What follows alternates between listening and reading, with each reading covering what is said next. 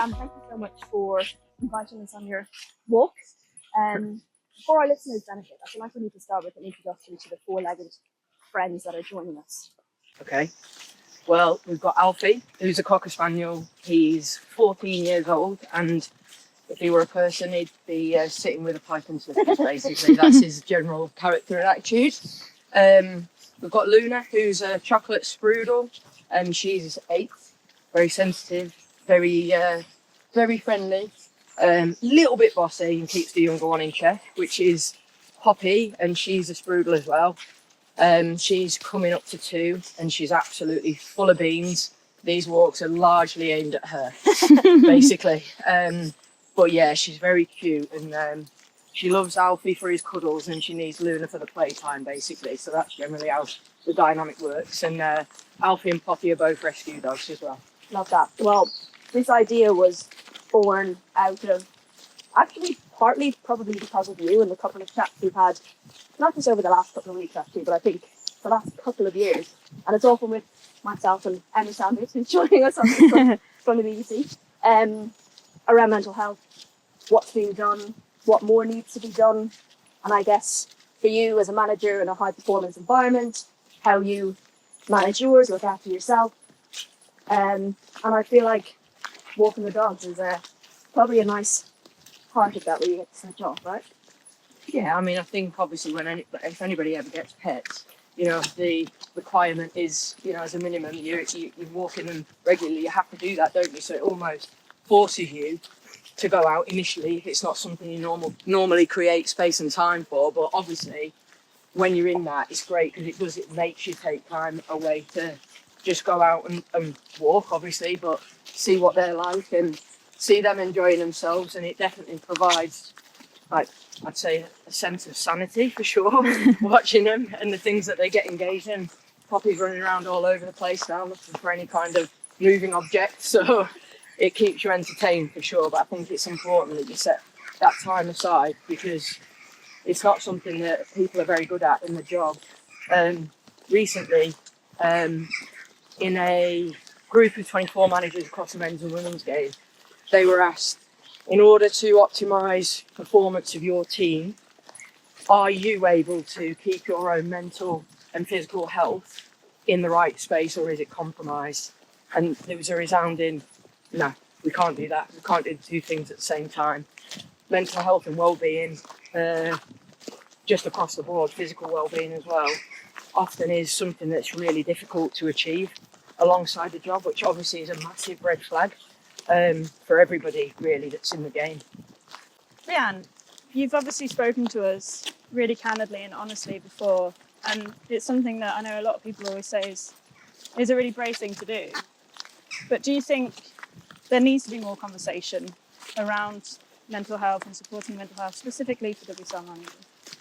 Yeah, absolutely. I mean, gosh, at the end of the day, we've had 2, horrific situations with a player, and obviously the loss of Matt Beard recently. I think the problem with mental health conversations are that they're always reactive. You get a list of a who's who. Good beer up there, by the way. You get a list of who's who around support, this number, this one. It's always reactive. It's always after the fact. And look, we had one of those types of emails straight after, a few days after the situation had happened, where we lost Matt Beard. So, but prior to that point, at no point has anyone from the league contacted any clubs about the mental health and well-being of the staff, the coaches. It's just not been a part of the conversation. And so, again, like I say, it's a reactive one that then seems disingenuous quite a lot of the time, to be honest, because it's not something that's always in place, always thought of. It's we'll do this now, but mental health and well-being is a part of performance. Yeah. Coaches, managers, staff in the game are high performing every single weekend, same as players in their own right. And yet it's not something that's talked about to help support performance attributes. It's almost like a reaction to putting a plaster on something that's already happened. And that's where we've got a massive gap in the game at the moment. And it's a huge problem for a lot of people. You know, if you chat across the board, managers, there's very few situations where somebody hasn't felt some sort of strain and pressure at some stage or another across the game. So, you know, that's a worrying comment.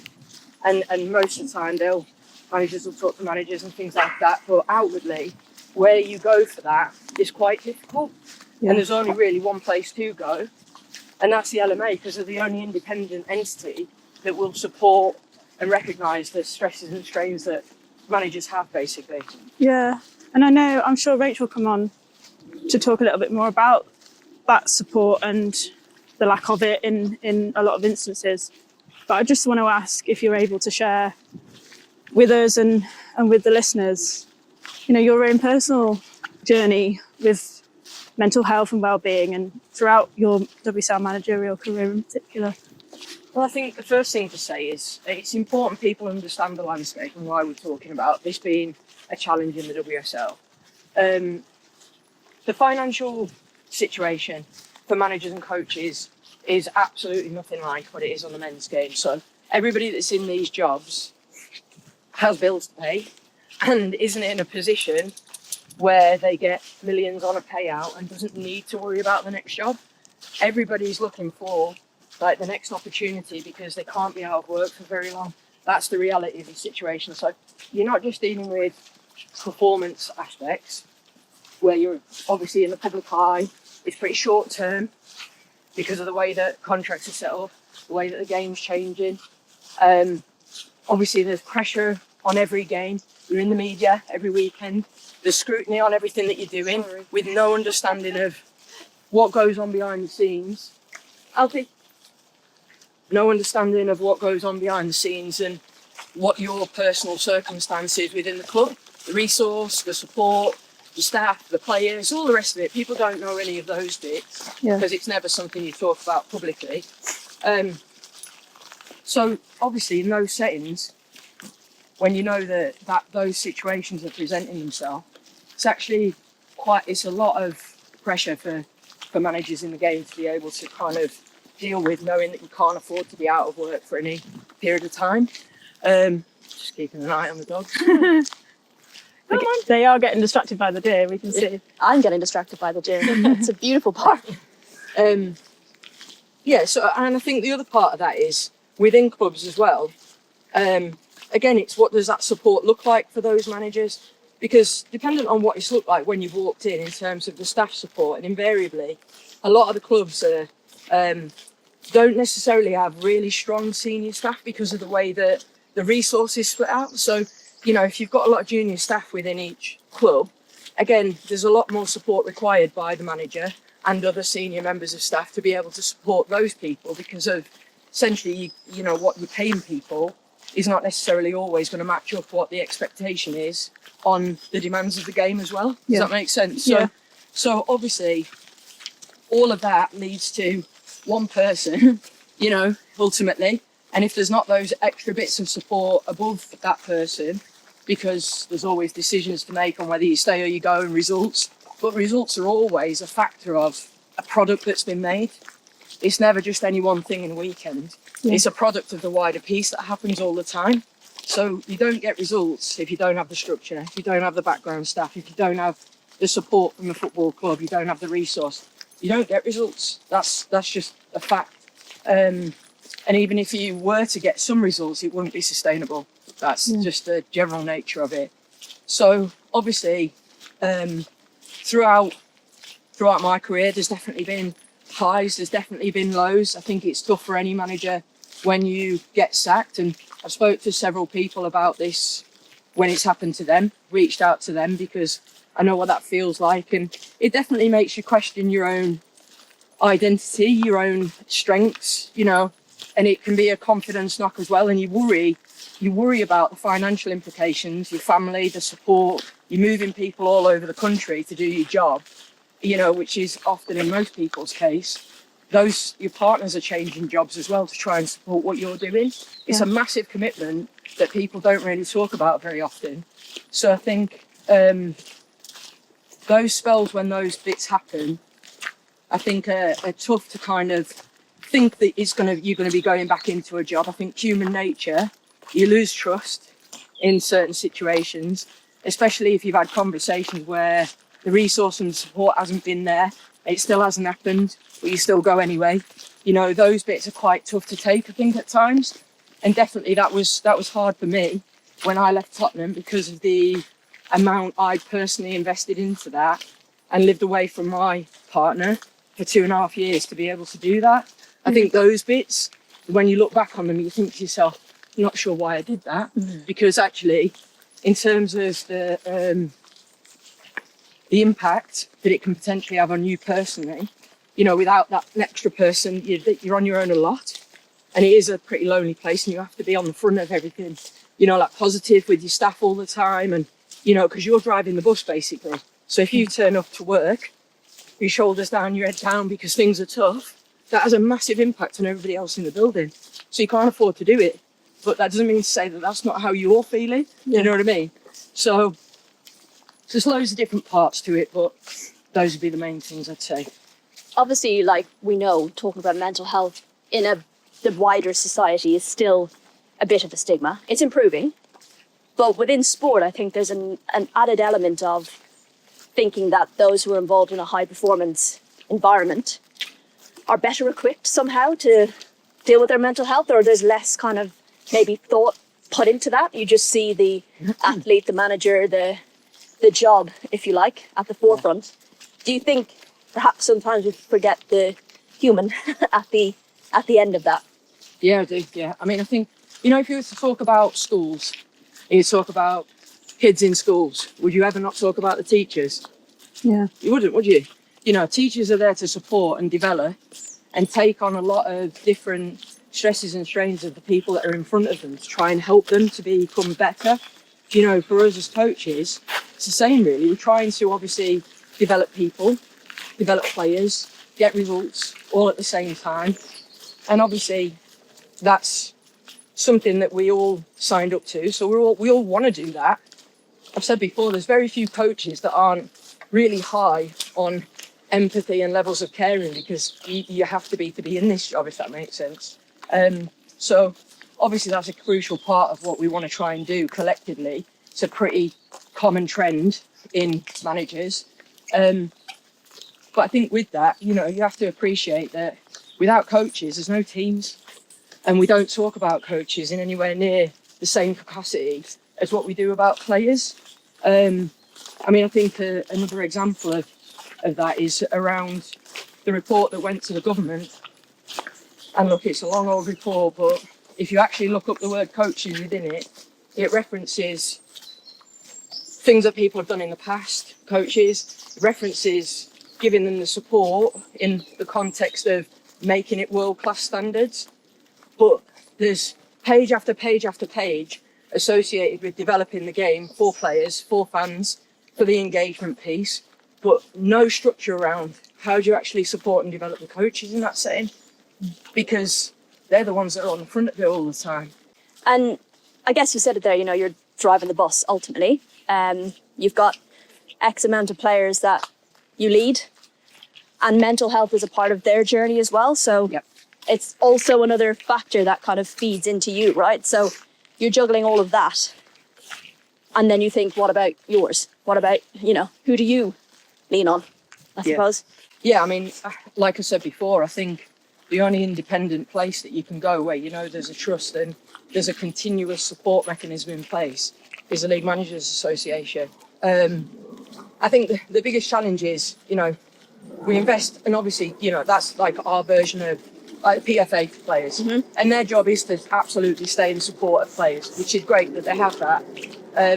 But I think everything, when you look at that, is money. The money that comes in is all that they can spend out, if that makes sense. So if the LMA aren't receiving additional support to be able to support the coaches, for example, then that's gonna be short-lived. You know what I mean? I think off the back of this way, guys. Off the back of, and again, the reaction piece, really. There was an offer of sporting chance to coaches, spoken to a manager who took some of that support up and did 2 sessions. At the end of the second session, there's a discussion around, we'll see if the LMA can support it any further. So, and then never got back to them for nearly 2 weeks. Wow. I mean, that's a massive problem. Yeah. So you can't expect that to be effective in such a short space of time. That's one person's experience. I don't know if there were others, but that's part of the problem, is that it's not something that's always ingrained in the thought process of what people are doing. So it's that point that, you know, we've said before, it feels like it's being paid lip service to, because it's an after fact and it's a short hit, and it almost feels like we'll talk about it and do this now, but then we'll just let it park again, and we'll, you know, we'll react to it when it happens again. Yeah. I find the financial restraints an interesting part of all of this, because, you know, I don't know whether you're able to enlighten us a little bit on kind of what an average salary is for a WSL manager, but I suppose I don't want to compare to the men's game, but in this sense, I think we have to. You know, the expectations are the same. You know, you're still expected to win, you're still expected to deliver. You've got less staff, you get paid less. And also, I think, you know, when we're talking about the support from LMA, I think Rachel and myself were having this conversation on the drive over to the park, that you have to pay a subscription for LMA, right? So if you've lost your job and you're worried about finances anyway, and then the only way really to get that support is by paying to a membership or a subscription to get that support, it feels like a bit of a catch-22. It's not a huge subscription, if I'm honest, and I think it's like it's not a charitable organisation, by the way, but it almost sits a little bit in that respect, where everything that comes in goes back out. But obviously, there is a subscription attached to it. And again, I think if the league are serious about supporting coaches and managers, they should be contributing to the mental health and well-being of managers. And for me, there's no point doing that via the league, because there's nobody that I've spoken to who's going to want to access via the league, because it's not something that they've built trust with. And you also have to remember, nobody's going to reach out about mental health support to people they don't know. It's already for people pretty tough to actually make that step, I think, when they're not in a great place. Whereas if you are in a position where it actually becomes the norm and there's a consistency of that support, and it's talked about in the context of, let's think about how we can impact and improve your performance. So let's get some strategies in place to support that.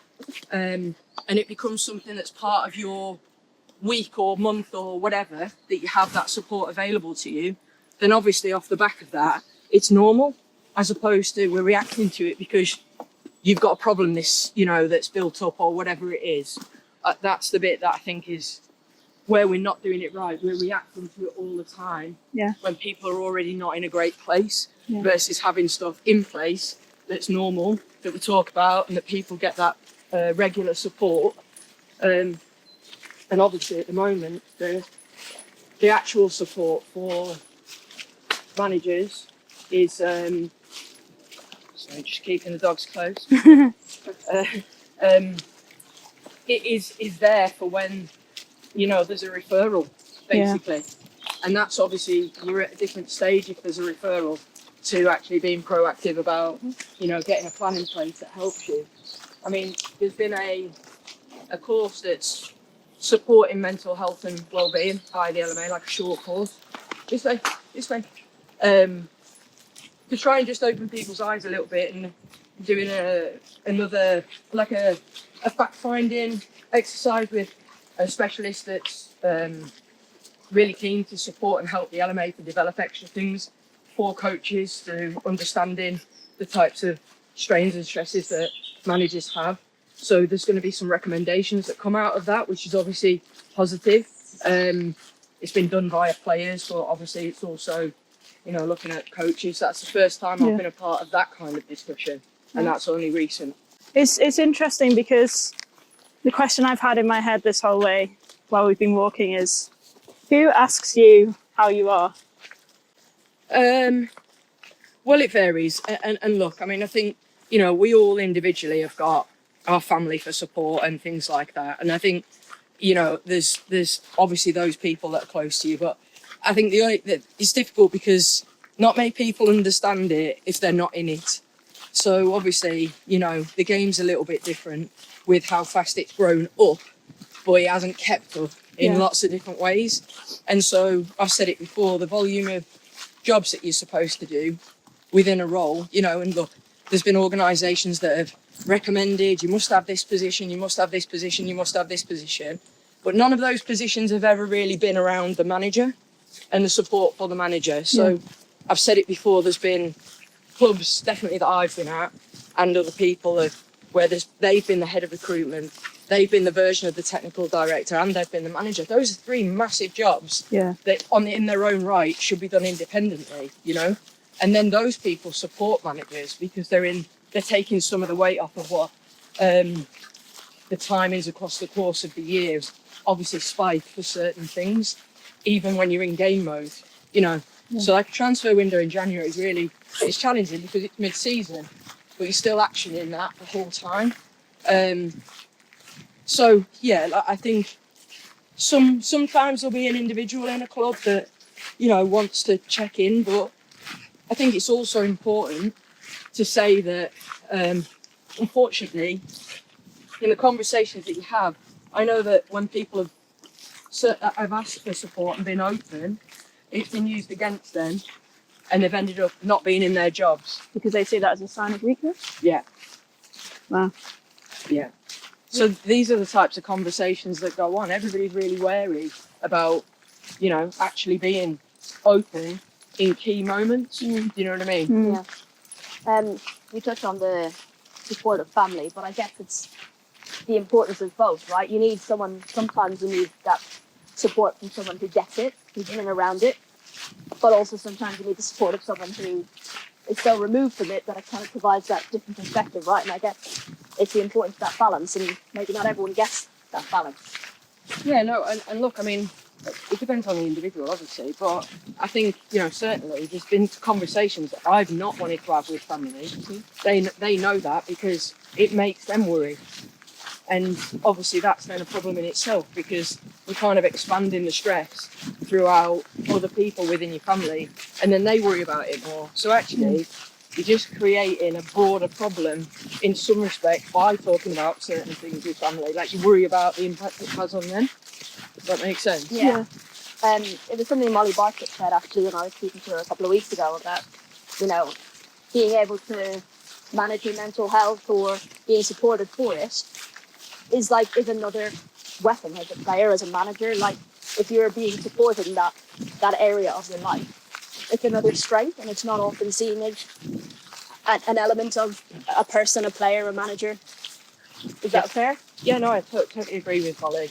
I think that's been a part of the stigma that change that's needed to happen, right? Is that actually this is another tool in your locker. If you can get the support for this, it's going to make you more effective, because for as much as it being a physical game, mentally, everybody in the WSL can play football. I say this to mine all the time. Like, you guys can all play or you wouldn't be here.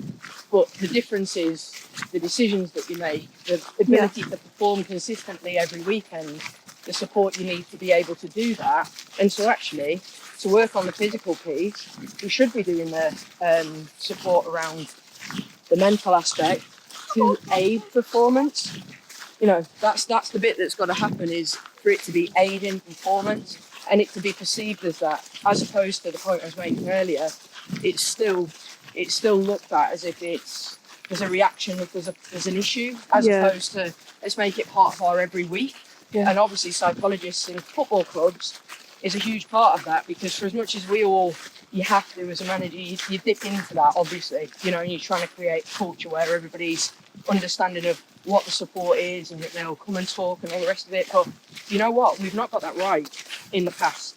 Yeah. I've been in situations where I know we've missed things, for players and for staff. And it is, and for staff in particular, they're in the building pretty much double the time that the players are. So the risk of burnout is really high for all staff across the game, every department, I want to ask about that period that you mentioned at the start of this podcast of, when you were sat by Tottenham and you experienced those feelings that you described. And I wonder, as a manager, because I suppose there's some similarities in other roles in work of life, around pressures and stress and stuff, but as a football manager, there's a really unique expectation or pressure on literally a result and simply winning and getting 3 points. And I just wonder, when you're in that headspace and you're under pressure to deliver results, or you have lost your job, and you mentioned about sort of thinking about your identity, is it hard sometimes to separate the two and remember that actually, football isn't who you are and you are a person outside of the job? Yeah, I've since that point, like, for as much as it was difficult, I was burnt out after that job, to be honest. And during the time leading up to me being sacked, I was trying to do, as you normally would. I was trying to do all sorts of things to try and fix the problems that we were having and things like that. And there was a lot of things behind the scenes in terms of support and stuff that wasn't there, and it was challenging for us to get back on track with stuff. Had I have not gone through that, I don't think I'd be saying what I say to players as much as what I do now, because exactly that point. I think because it's so public all the time, players are in the spotlight, and managers and coaches, as you know, like, because it's in the spotlight all the time, it does become a little bit around the perception of who you are as opposed to who you actually are. And I think, not now, I certainly don't. I have them completely separate now, but I think in the past, and definitely players still feel like if they're not playing games, if they're not starting games, that's like a massive knock to who they are as an individual, versus having the whole piece around them that it's a job. We love it, but it is a job, and I've said that loads of times. You're expected to turn up and do the best that you can on the day, because that's the world that we live in. But you still go home to family, friends, and still love you regardless of what happens in the game. It doesn't define who you are as an individual. And I think the more that we can create that space for them to have those extra pieces, and our players have talked about it actually. So they learned a word, sondar, is basically that everybody's got stuff going on outside of what they have here, and you need to spend more time understanding what that is. Because actually, those outside pieces are going to be the bits that then help you to know individuals more, to be able to work with them better, and also to be able to spot if they're struggling in certain moments as well. Yeah. That for me is probably one of the biggest parts of it, is understanding everybody's got something going on every single day. Everybody.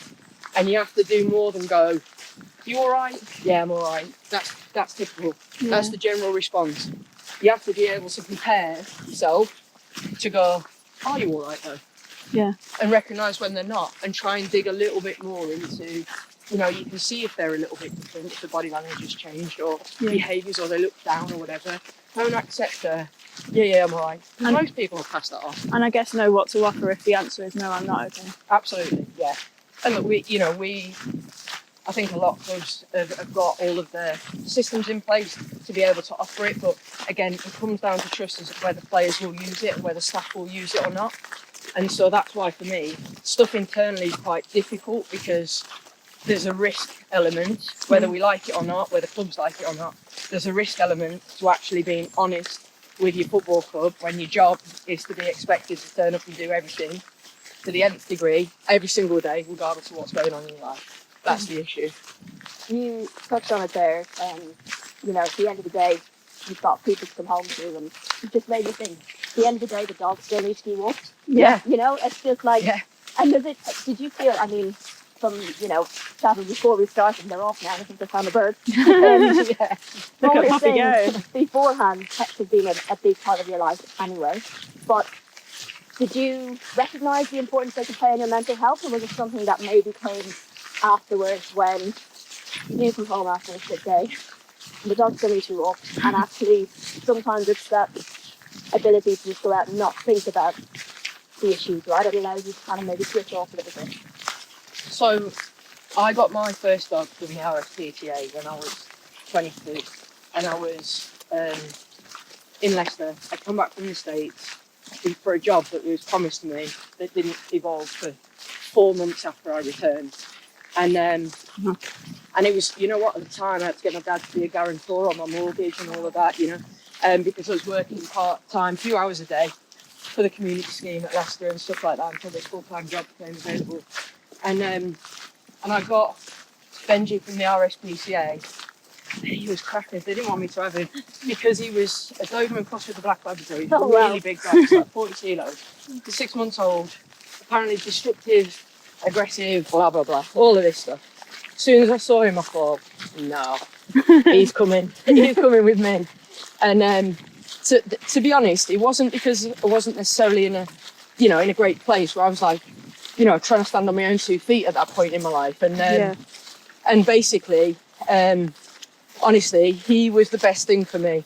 I think we had to go to a pet psychologist.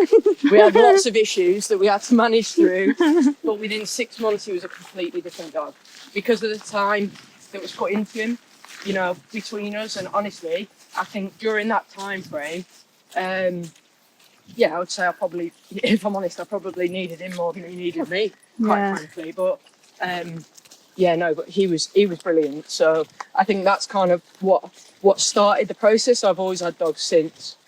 Would you welcome dogs coming into football clubs? We've seen Arsenal have a... We have them in. Yeah. These go in. Players will ask for them at times. Other people have brought their dogs in. Shakira's just got a new puppy. So Ruby's been in. She's crackers. She can't be on her own. She keeps us all entertained. Do you know what breed she is? She's a toy poodle. Oh my God. So she sits on one of our analysts' knee the whole time that we're out on the grass. She stuck a shine to him, to Max. And now Shakira's got another one as well. Minnie's not brought her dog in yet, but we're planning on a dog walk for all of them. Oh my God. So these going. Poppy's a little bit of an interesting one for me to take in. I couldn't take her in on her own because if I took her in on her own, she'd just create murder, basically. If I took her in with Alfie, He'd keep her in check. she'd be fine because she'd just chill out with me. Wise head. I wish people could see what's She's happening. jumping around like she runs like She a looks deer. like a deer, yeah. Yeah. I actually can't see her now. She's coming back now. Oh, okay. Come on. I know we've touched on the importance of getting out and walking your dogs. And Sorry, I'm going to whistle. go on. Wow. Come on. I'm glad you'd warned us about that before. Here she is. Or this way. Here's Good girl. 100 miles an Look at hour. the sprint on her. Hey, Puppy. Great day. Great day, aren't you? Yeah. The premise of this is going out with your dog and speaking about mental health, and you've gone and done this on your day off for us, which we really appreciate, because it kind of almost, I feel like I've interrupted an important time for you. I'm sure the listeners will for you. appreciate the 100%. wise insight and words as well. Yeah, it's an important conversation I think you need to be having regularly and not just of a month or a day or reactively. So yeah, appreciate you being so candid with us and open with us, and I think it's the start of a very important conversation. So yeah, thank you very much for giving us your time. No, look, I mean, I think for me, one of the things that is the next step, isn't it? It's not just a conversation we're having, it's about what's going to actually evolve from this, as opposed to us finding ourselves in this situation again in another year's time where nothing's really changed. So, I think one of the things that you can do to try and get around the challenges that managers face is have independent support from a psychology perspective. So, obviously, there's a lot of managers that have a mentor in the background. It's often either around, it depends on the individual, whether it's managing conversations with board, whether it's technical stuff, whether it's, all these other bits, but career planning, whatever. But in reality, if there was a cluster of full-time paid psychologists that pick up a cluster of clubs and therefore managers live in the game, that they meet regularly, monthly, and that support's always there from someone independent. So it's not from club, doesn't matter which club you're at, you're always going to keep the same contact. I think that's the next step, for, in my opinion, to ensure that this does become something that is like a trained activity. Like we said about performance support for mental health, it's that, as opposed to where people are trying to do ad hoc courses for education, which I appreciate, and obviously it helps people, but it's kind of short-lived. Or something for a couple of weeks and then it's no longer available. Exactly that. And that's the bit that I think needs to probably change now. And the only way to do that is via investing the money in that then supports the people to be able to get that regular contact. So it does become almost like a psychology mentor, so to speak, to aid support for performance. Yeah, it's an important message, I think, to end on. Is it doesn't end here, and we want this conversation to keep going. Yeah, and I think the big organisations involved in that, the FA, the league, have to get on board with that, and as do the clubs. You know, everybody that actually has a vested interest in the growth of the game needs to protect the people who are on the forefront of it every single weekend, trying to actually help to evolve the product as well. You know, everybody that's doing that, you guys are including that. You're pushing all these things all the time to help to grow the game. But if you don't look after the people within it, there's a reason why there's not as many people wanting to leave permanent jobs as well, guys. Like, you know, why would you come into the game to go into club football for basically a potential 18-month contract and a 3-month payout? Who would do that? Yeah. I mean, it's just not, doesn't make sense to people. And so there will be a shortage of coaches off the back of this if we're not careful, don't actually acknowledge the challenges in the game and support people properly to be equipped for it. Is that an idea you put forward? I've spoken to several managers about it, yeah, and we'll have to follow up. And it's a conversation I've had with the league and the LMA about some ideas on how we can do that. Yeah. An interview that I'm doing about potential support with someone who's been kind of sanctioned, isn't the right word, but to do that on behalf of the LMA. As I say, that will come out with recommendations as well. So I think off the back of that, there'll be some different things that we can potentially talk through as to what coaches and managers actually feel like they need. And for me, within the club, there has to be every single club needs to have people around the manager that are senior figures that are able to do senior roles. That part of it's really important as well. So it's not one person doing too many jobs at once, because inevitably the burnout will come with that for anyone. Definitely something I'm sure about myself and Emma will follow up on and hopefully keep pushing. But it's good. It's like not only that you speak about it, but that you're an advocate for pushing it to others as well, and really recognise the importance of that. I think it's important to have coaches like yourself who are willing to speak out about these things regularly and use your platform. So, Thank you. No problem.